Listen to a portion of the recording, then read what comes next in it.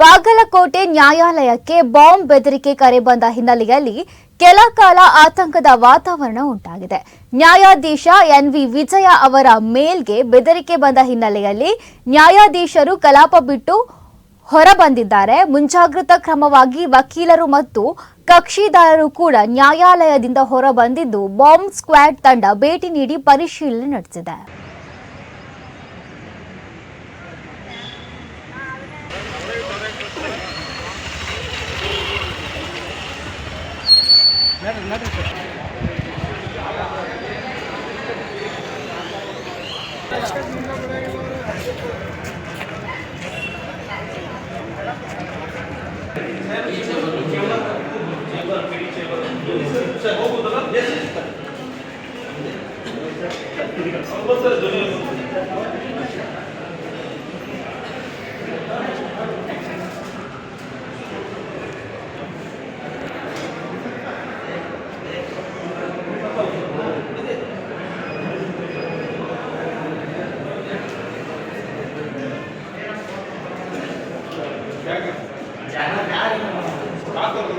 Stop.